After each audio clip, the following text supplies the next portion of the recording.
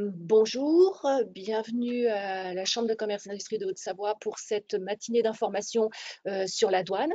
Nous allons débuter la séance du premier webinaire sur l'opérateur économique agréé qui sera présenté par la direction des douanes du Léman à Annecy. Petite information pratique avant de débuter. Vous allez pouvoir poser vos questions au fur et à mesure, mais nous les traiterons a priori qu'en fin de session pour plus de facilité de gestion. Donc pour cela, vous avez une petite flèche en haut à droite de votre écran qui vous permet de déployer le menu et il faudra vous connecter sur Chatter pour pouvoir nous poser vos questions. À la fin du diaporama, vous aurez la possibilité aussi de télécharger le document quand on vous en donnera l'occasion. Et puis, vous remercie aussi de répondre à 2 petites questions en fin de session. Donc, nous allons débuter avec l'opérateur économique agréé, présenté par Madame Moro-Vignolo de la cellule conseil aux entreprises de la douane du Léman à Annecy.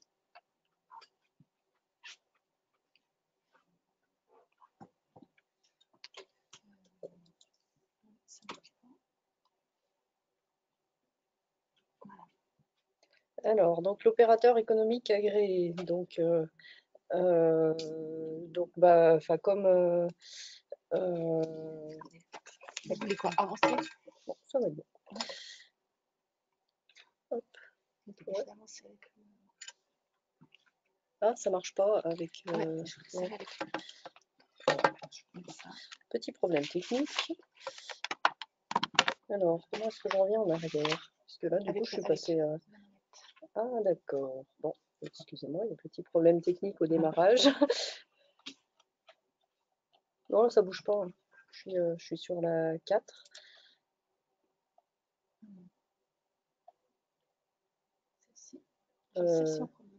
Non. Pourquoi il met 4, 5? Non. Ah oui, parce que j'ai mes deux. Ah oui, d'accord. Ouais. Bon, donc c'est bon. Pardon. Bon, on va y arriver. Donc, pour commencer, on va commencer par un petit historique de la création du statut d'OEA. Donc, suite aux attentats du 11 septembre 2001, les États-Unis ont mis en place un programme CITIPAT afin de protéger la chaîne logistique internationale contre le terrorisme. Donc, alors, comment est-ce que je change de diapo? Je peux cliquer? Non, apparemment, il faut descendre avec la molette. Waouh!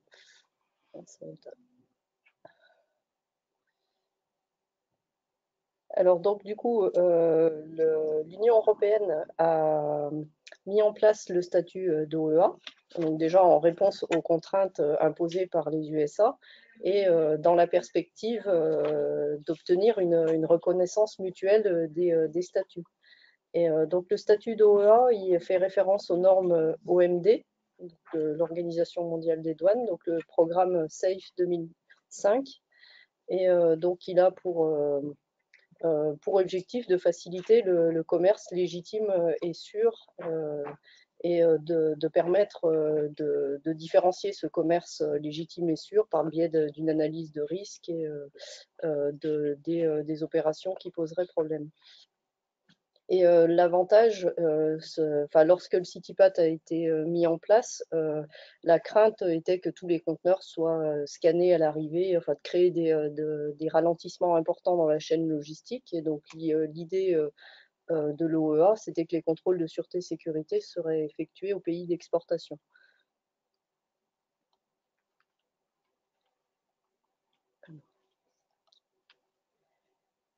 Alors, pourquoi devenir OEA? Un OEA, il est reconnu comme étant un opérateur fiable du commerce international. Un OEA, il a un label de confiance de l'Union européenne qui est reconnu sur la scène internationale et il va bénéficier d'avantages sur le plan commercial et douanier.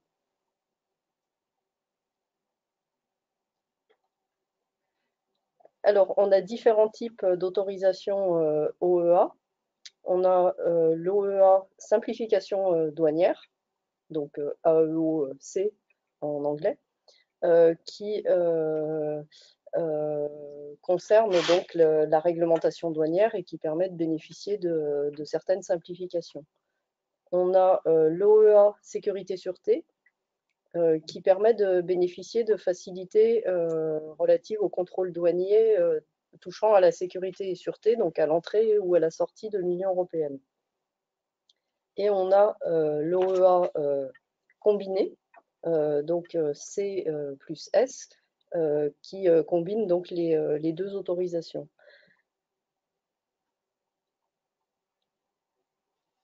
Alors, on peut se demander quelles sont les entreprises qui sont éligibles au statut d'OEA, enfin, qui est concerné par ce statut.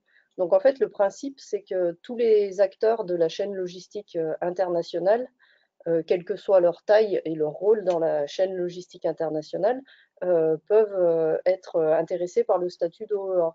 Donc, ça va concerner les importateurs, les exportateurs, les transporteurs, les logisticiens, etc.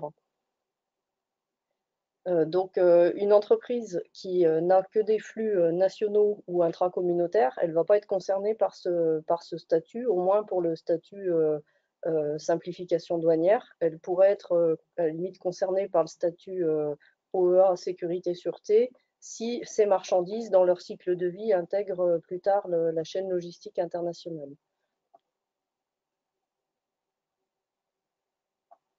Alors, quelques chiffres sur l'OEA. On en est actuellement à plus de 1800 autorisations délivrées en France, dont 46 autorisations accordées par la douane au premier trimestre 2018.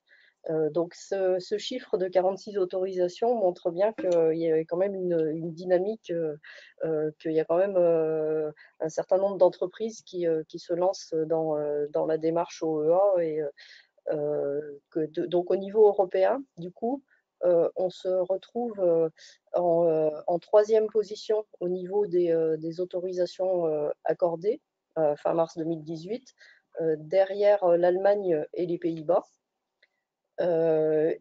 Compte tenu de cette dynamique donc où on a pas mal de nouvelles demandes, on passe même deuxième en autorisation valide, donc au 31 mars, donc avec 1611, donc juste derrière l'Allemagne et devant les Pays-Bas. Donc les autorisations valides, c'est simplement, on a retiré des autorisations accordées, celles qui n'existent plus, enfin les autorisations qui ont été retirées par exemple des entreprises qui n'existent plus ou qui n'auraient plus le bénéfice du statut d'OEA. Donc les OEA représentent plus de 80% du commerce extérieur français. Et donc les autorisations OEA, on a majoritairement donc, des autorisations combinées, donc C et S.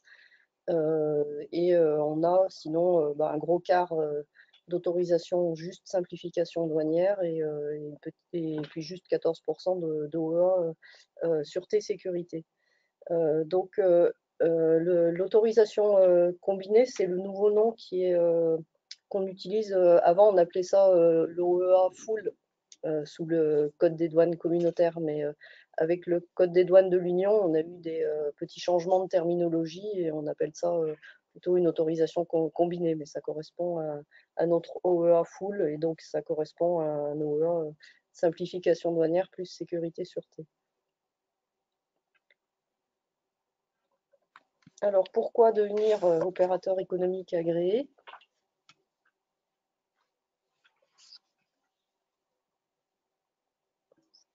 Alors déjà, un opérateur économique agréé, il va avoir un accès facilité à un certain nombre d'autorisations douanières. Donc en premier lieu, il y a 13 autorisations douanières qui, pour les délivrer, on a des critères de délivrance communs à l'OEA. Donc un OEA, il va déjà répondre à ces critères. Donc son autorisation va être délivrée sans qu'on ait à nouveau à vérifier les critères. Donc ça concerne par exemple les destinataires et expéditeurs agréés pour le transit. Donc c'est pour les opérateurs qui reçoivent ou qui expédient les marchandises depuis leurs locaux. Ça concerne le destinataire agréé tir, donc pour les opérateurs qui reçoivent des marchandises sous carnet de tir dans leurs locaux. Ça concerne les procédures simplifiées et les valeurs provisoires. Donc c'est les exemples enfin, qu'on rencontre le plus souvent, mais il y a au total 13 autorisations. Et l'OEA a par ailleurs un accès facilité à d'autres autorisations pour lesquelles certains critères de délivrance de l'autorisation sont présumés remplis pour les OEA. Donc on a par exemple les autorisations de régime particulier, donc le perfectionnement actif, l'entrepôt sous douane, etc. On a aussi le dépôt temporaire, donc l'installation de stockage temporaire ou le LADT, le lieu agréé pour le dépôt temporaire. Parce que donc ces autorisations peuvent être délivrées beaucoup plus rapidement pour un OEA, parce que l'OEA il offre l'assurance d'un bon déroulement des opérations et il tient des écritures appropriées à la tenue de ces régimes.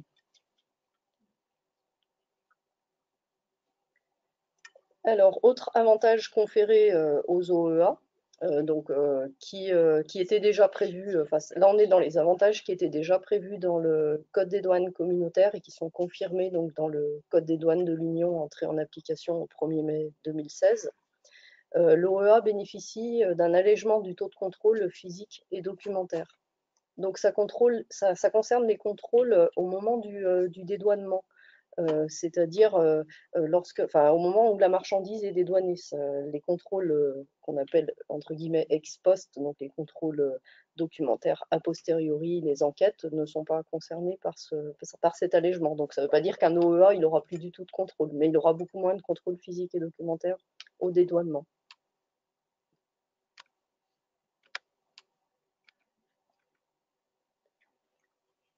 Alors, autre avantage conféré aux OEA, l'OEA est informé au préalable qui va être contrôlé. Donc cette notification préalable du contrôle, donc pour les OEA sécurité sûreté, va concerner les contrôles de sûreté. Donc ils sont informés avant l'arrivée des marchandises de leur sélection en vue d'un contrôle de sûreté. Et pour l'OEA douane, ils vont être informés avant la présentation en douane des marchandises de la sélection de la déclaration en vue d'un contrôle douanier. Donc en pratique, l'entreprise dépose une déclaration anticipée et suite au dépôt de cette déclaration anticipée, elle va pouvoir être informée qu'il y aura un contrôle. Ensuite, l'OEA simplification douanière va bénéficier de la possibilité de choisir son lieu de contrôle. Donc, par exemple, un contrôle qui aurait été initié dans un port ou dans un aéroport, enfin, dans un bureau frontière, pourra être déporté dans des locaux de l'entreprise, enfin, chez l'opérateur. Mais ce contrôle est quand même soumis à agrément de l'administration. Ce n'est pas l'opérateur qui va dire je déplace ma marchandise. Il y a quand même un agrément préalable de l'administration, mais ça permet à l'entreprise de limiter ses frais de stockage de la marchandise, enfin, dans l'attente de la réalisation du contrôle.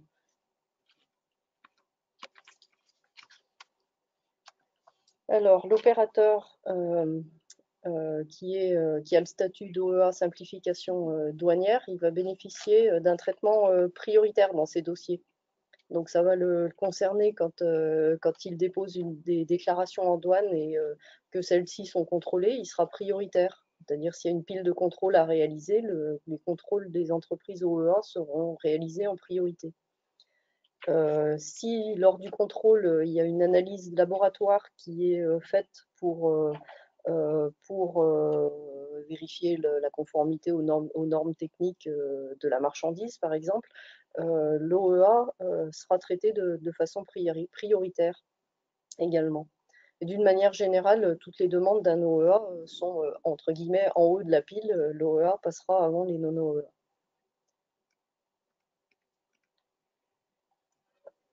Donc l'OEA bénéficie d'un traitement prioritaire des demandes de renseignements contraignants sur l'origine. Il bénéficie d'un traitement privilégié pour la délivrance du statut d'exportateur agréé. Donc le statut d'exportateur agréé sert pour pouvoir certifier l'origine sur facture des marchandises donc dans le cadre des accords de libre-échange qu'a l'Union européenne. Et donc, d'une manière générale, la cellule conseil aux entreprises accompagne les opérateurs qui effectuent une demande d'exportateur agréé, qu'ils soient OEA ou non.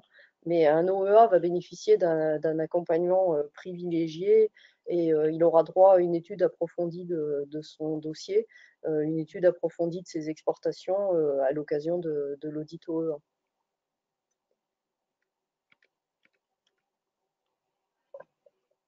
Alors, l'OEA bénéficie également de la possibilité du recours à l'inscription en comptabilité matière en cas de procédure de secours.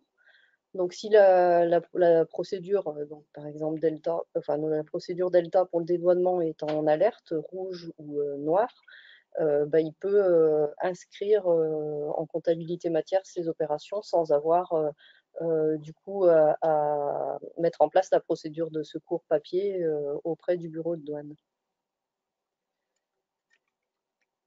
Ensuite, transfert des marchandises soumises à normes dans les locaux de l'entreprise dans l'attente des résultats de l'analyse laboratoire. Donc, s'il y a un contrôle qui est effectué dans un bureau de douane et qu'une analyse laboratoire est demandée donc pour le respect de normes techniques du produit, à ce moment-là, on a la possibilité, on accorde la possibilité à l'opérateur de transférer les marchandises dans ces locaux, ce qui lui permet de limiter ses coûts, ses coûts de stockage, puisqu'il va pouvoir rapatrier les marchandises dans ses locaux.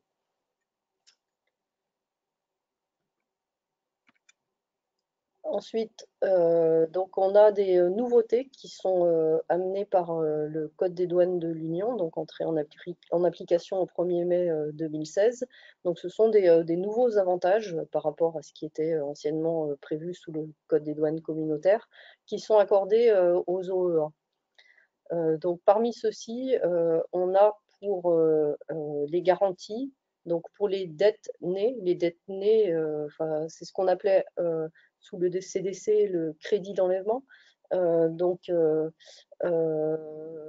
a un dépôt de garantie qui est réduit à hauteur de 30% de la partie cautionnée des droits de douane dus, tandis que les non-OEA, eux, ils doivent garantir 100% des droits de douane. Donc ça intéresse les sociétés qui ont leur propre procédure de dédouanement et qui sont titulaires d'un crédit d'enlèvement, puisque du coup le coût de ce crédit d'enlèvement sera moindre. Donc en pratique, si le dédouanement est fait en droit commun, ce seront les crédits du représentant en douane qui seront utilisés et la société ne sera pas concernée par cet avantage. Sachant que la plupart des représentants en douane sont OEA. Ensuite, pour les garanties, on a aussi les garanties pour les dettes susceptibles de naître, donc ce qui s'appelait avant le crédit opérations diverses, qui va couvrir par exemple les régimes particuliers tels que le perfectionnement actif ou le dépôt temporaire. Et les OEA douanes peuvent sur demande bénéficier d'une dispense de garantie. Donc ils n'ont pas besoin de mettre en place une garantie bancaire pour la partie COD de leur crédit. Par contre, pour ceux qui ne sont pas OEA douane, c'est plus compliqué parce que soit ils vont devoir mettre en place une garantie à 100%, soit ils vont solliciter une réduction de garantie.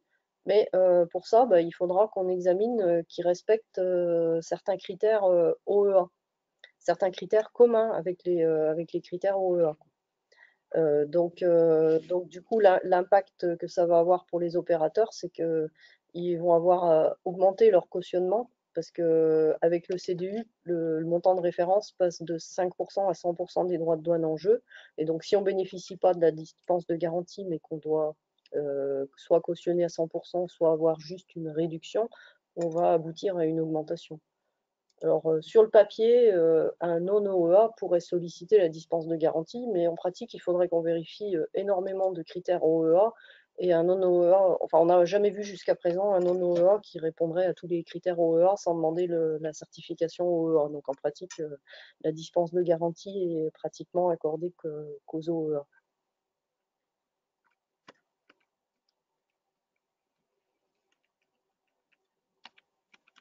J'arrive pas à changer de diapo.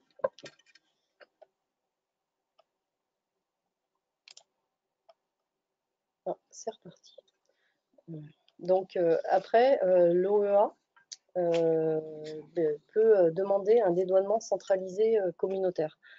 Donc le dédouanement centralisé communautaire est réservé aux OEA, contrairement au dédouanement centralisé national, qui lui est ouvert aux entreprises non OEA. Donc un dédouanement centralisé communautaire, c'est quoi? C'est une entreprise qui dépose toutes ses déclarations en douane dans un État membre, donc par exemple en France, auprès de son bureau de déclaration, alors que ces marchandises sont importées ou exportées, enfin sont présentées dans différents États membres. Et donc c'est la possibilité de dissocier le flux physique des marchandises et le flux déclaratif, et donc d'avoir un seul interlocuteur, le bureau de déclaration français, alors que les marchandises sont présentées dans des sites dépendants de plusieurs États membres. Alors, en pratique, les outils informatiques qui permettront de bénéficier pleinement du dédouanement centralisé communautaire ne seront prêts qu'à l'horizon 2025. On peut déjà demander un dédouanement centralisé communautaire, mais il ne sera pas totalement optimisé, informatisé. Il y a certaines choses qui seront encore un peu manuelles, entre guillemets. Alors ensuite, le statut OEA va conférer des avantages qui sont prévus dans le CDU, mais pour lesquels on n'a pas encore soit les outils informatiques, soit les dispositions d'application qui permettent de les mettre en œuvre. Donc ça va venir, c'est prévu, mais ce n'est pas encore en place au jour d'aujourd'hui. Donc on a l'inscription en comptabilité matière avec dispense de présentation des marchandises. Donc ça permettra à un opérateur plutôt que de déposer une déclaration en douane dans notre système Delta, d'inscrire les écritures, d'inscrire dans les écritures de la société. Donc il aura les mentions équivalentes à celles d'une déclaration en douane, mais dans ses écritures. Et donc sans présenter les marchandises au bureau. Et l'opérateur enverra une déclaration complémentaire globale périodiquement au bureau. Alors, l'auto-évaluation, c'est la possibilité pour l'entreprise de réaliser certains contrôles liés aux prohibitions ou aux restrictions. Et donc, c'est des contrôles qui sont normalement faits par l'administration, mais qui, dans le cadre de l'auto-évaluation, pourront être délégués à l'entreprise. Alors ensuite, les OEA sécurité-sûreté peuvent bénéficier des accords de reconnaissance mutuelle, puisque l'objectif de l'OEA sécurité-sûreté, c'était de fiabiliser la chaîne logistique internationale. Et donc l'intérêt, c'est qu'il y ait différents États qui mettent en place ces mêmes mesures et qu'on reconnaisse mutuellement les statuts de chacun des États. Donc du coup, les OEA, une fois qu'ils ont leur numéro OEA, ils vont devoir s'identifier dans le pays tiers. Donc par exemple, pour les États-Unis, il y a une correspondance qui est établie entre le numéro EORI et le numéro MID. Et donc du coup, quand l'importateur américain remplira son numéro, le numéro MID de l'exportateur, si l'exportateur a au préalable fait ce rattachement entre le numéro EORI et le numéro américain, du coup, les bénéfices de la reconnaissance mutuelle seront applicables à l'expédition et seront pris en compte par les systèmes de ciblage américains. Alors, les accords de reconnaissance mutuelle, donc on en a un certain nombre qui sont en place depuis plusieurs années. Donc, on a les États-Unis, la Chine, la Norvège, la Suisse, le Japon. Et puis on en a qui sont en cours de négociation, donc le Canada à un stade avancé, et puis plus tard à venir le Maroc, Hong Kong.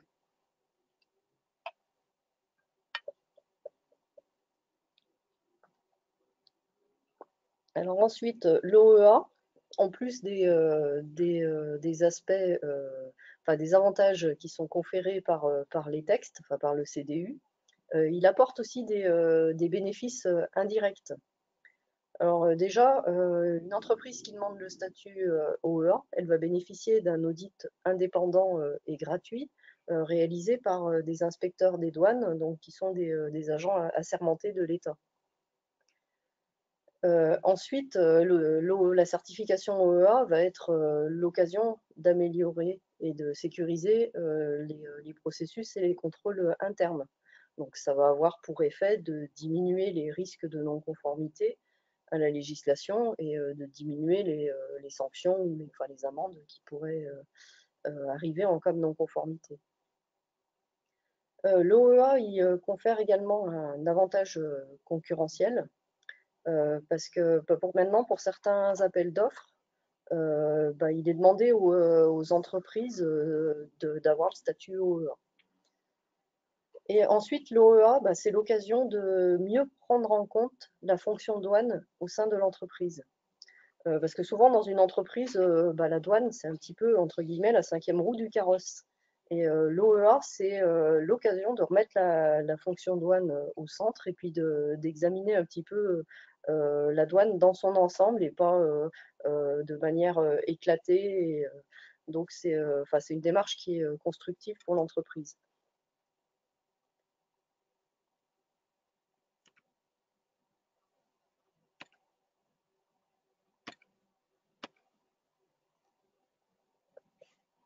Alors, les effets indirects de l'OEA, on a aussi le fait que un OEA, il va avoir une politique de sûreté-sécurité renforcée, donc pour un OEA sécurité-sûreté. Du coup, il va avoir une baisse des pertes, des vols, etc. Donc, ce qui était à la base un coût, puisque mettre en place une politique de sûreté-sécurité, ça va être un investissement pour l'entreprise, va ensuite générer des économies. Ensuite, un OEA, comme il a amélioré sa politique de sûreté-sécurité et qu'il a obtenu son label OEA, il va pouvoir renégocier ses primes d'assurance à la baisse. L'OEA est un label de qualité, donc c'est un petit peu l'équivalent d'une norme ISO pour la douane, quoi. Et l'OEA est un statut qui est reconnu dans toute l'Union européenne et donc pour l'OEA sécurité dans les pays tiers ayant signé un accord de reconnaissance mutuelle. Alors ensuite, on va passer à comment devenir opérateur économique agréé. Alors donc pour être opérateur économique agréé, on va avoir donc des critères à respecter. Donc les antécédents contentieux pour les OEA, simplification douanière et sécurité sûreté. Le système de gestion des écritures, donc pareil pour les deux types d'OEA. La solvabilité financière également pour les deux types d'OEA. La compétence professionnelle, donc il y a un nouveau critère qui a été apporté par le CDU, qui est à vérifier donc pour les OEA simplification douanière.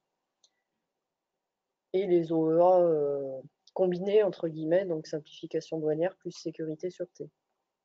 Et puis après, le respect de normes de sécurité et sûreté pour les OEA sécurité, sûreté ou complet. Donc les critères. Donc le premier critère, les antécédents contentieux. Donc on va vérifier que le candidat au statut d'OEA n'a pas d'infraction grave ou répétée à la législation douanière. Et avec le CDU, on doit vérifier également qu'il n'a pas d'infraction grave ou répétée à la législation fiscale et qu'il n'a pas d'infraction pénale liée à son activité économique. En pratique, la vérification des infractions pénales était déjà faite avant la mise en place du CDU, mais elle se faisait au moment de la recevabilité de la demande. Et en pratique, les entreprises qui ont, on a rarement un problème avec ce critère, parce que les entreprises qui postulent au statut de OEA ont rarement des infractions graves ou répétées, parce que des infractions ponctuelles, ne sont pas du tout bloquantes. C'est uniquement ce qui est grave ou répété. Donc ce critère, cette absence d'infraction, est apprécié sur les 3 dernières années. Et il est examiné au niveau de l'entreprise, donc de la personne morale, et également au niveau des dirigeants ou des personnes en charge des questions douanières. Ensuite, la gestion des écritures. Donc le système de gestion des écritures commerciales et le cas échéant de transport doit permettre aux agents des douanes d'exercer leur contrôle correctement.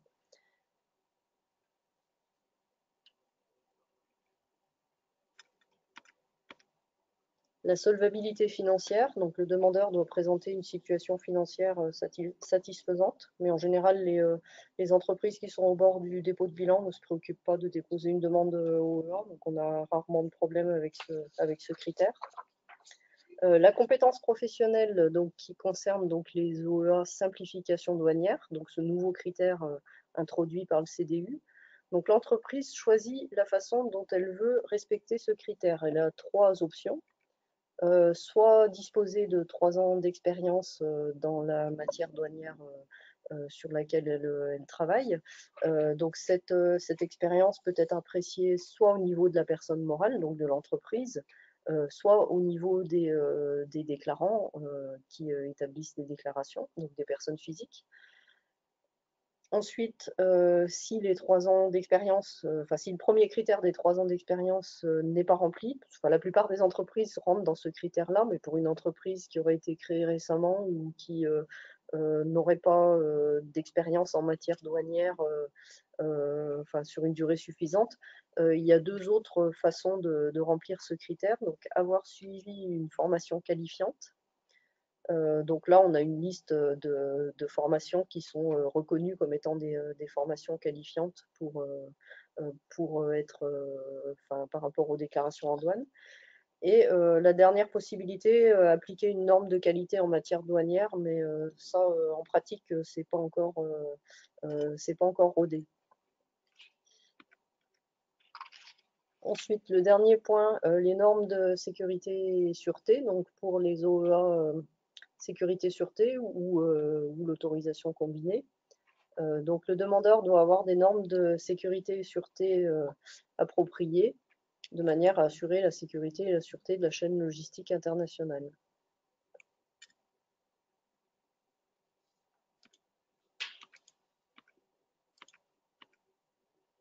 Ah, j'arrive pas à changer de diapo. Ah, mais du coup, ça y est, ça a changé de diapo. Donc, il doit pouvoir faire qu'une chose à la fois. Pour demander le statut OEA, c'est comme une certification ISO ou une démarche qualité de l'entreprise. Ce n'est pas quelque chose qu'on va demander du jour au lendemain. Bien évidemment, il y aura une préparation et une réflexion préalable. Donc déjà, il faut bien avoir conscience que l'OEA est un statut qui impacte toutes les fonctions de l'entreprise, que ce n'est pas le service logistique ou douane qui va tout seul finaliser une demande d'OEA. C'est vraiment un projet d'entreprise qui doit associer l'ensemble des services. Et donc la préparation préalable à la demande OEA, on estime sa durée, mais c'est une moyenne, c'est fonction de la taille de l'entreprise, de sa préparation et puis des autres démarches qualité ou autres qu'elle aurait par ailleurs. On estime la durée moyenne de 9 à 12 mois. Et donc on conseille fortement de désigner un référent qui va suivre cette demande OEA, donc pour les parties douanières ou sécurité-sûreté. Donc le référent, il va être celui qui va suivre la démarche pendant toute la préparation, et puis il va être l'interlocuteur privilégié du service régional d'audit lorsqu'il viendra faire l'audit quand la demande sera déposée.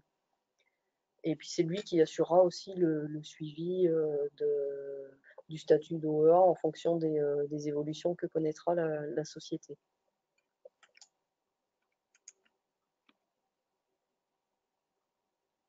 Alors, pendant la préparation de la demande, l'entreprise va devoir remplir le questionnaire d'auto-évaluation,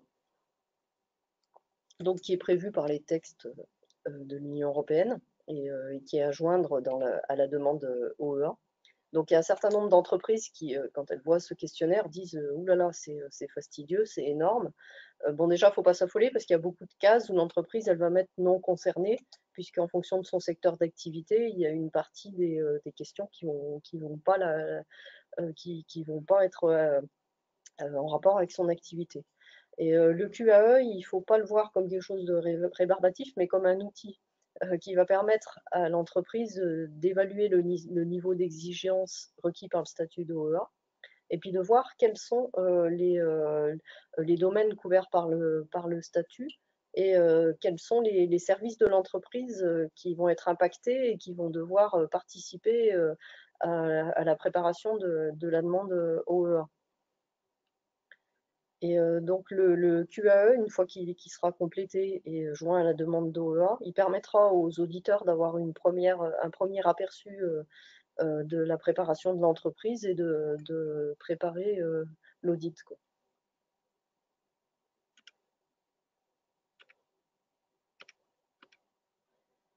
Alors les délais de délivrance de la certification, enfin pour à partir du moment où vous déposez une demande d'OEA et jusqu'à l'obtention de l'autorisation OEA, donc on compte 30 jours, donc un mois pour la recevabilité de la demande et 120 jours pour arrêter la décision, donc 4 mois. Sachant qu'il peut y avoir des délais supplémentaires. On peut avoir, à titre d'exemple, des prolongations de délai si le service n'est pas en mesure de statuer dans les 120 jours, il peut avoir 60 jours supplémentaires.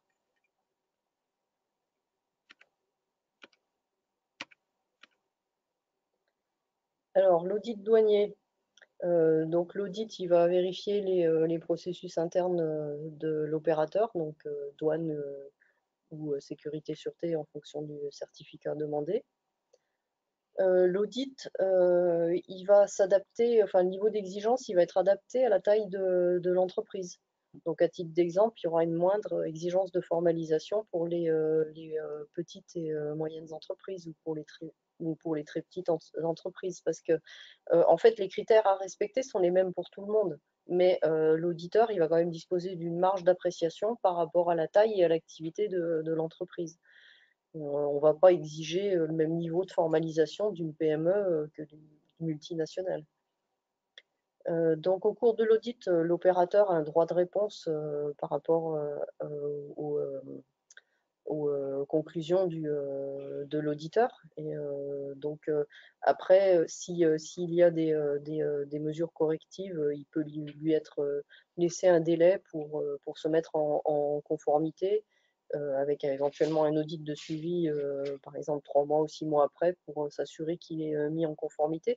Enfin, ce qu'on conseille quand même aux opérateurs, c'est plutôt de bien préparer leur demande en amont, sachant que la cellule conseil aux entreprises apporte une aide aux entreprises, enfin aux PME qui demanderaient la certification OEA et peuvent leur apporter un accompagnement personnalisé et les aider à remplir le questionnaire d'auto-évaluation. Donc nous, on préfère, entre guillemets, prévenir plutôt que de rallonger la durée de l'audit avec des choses enfin, des mesures correctives qui devraient être apportées.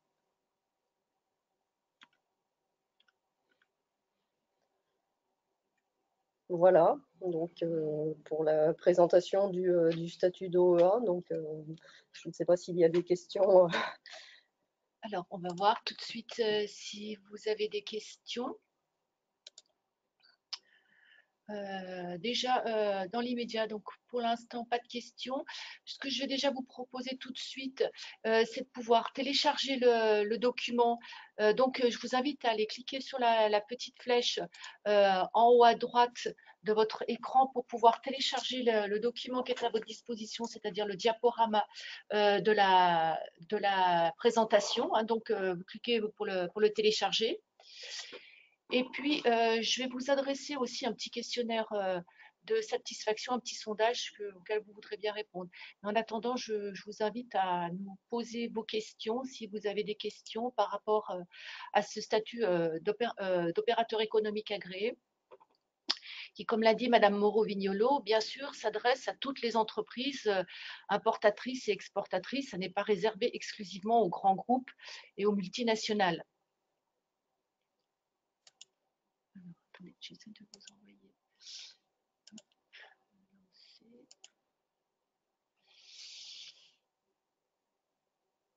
Voilà. On a perdu la...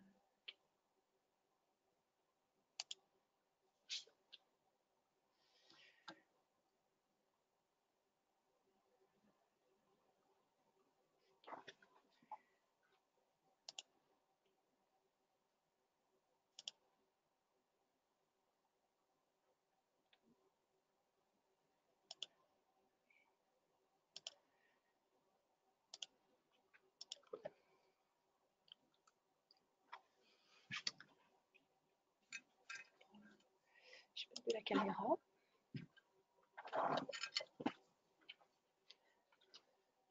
Je vous laisse encore quelques petits instants pour pouvoir finir de compléter le questionnaire et puis surtout télécharger le diaporama.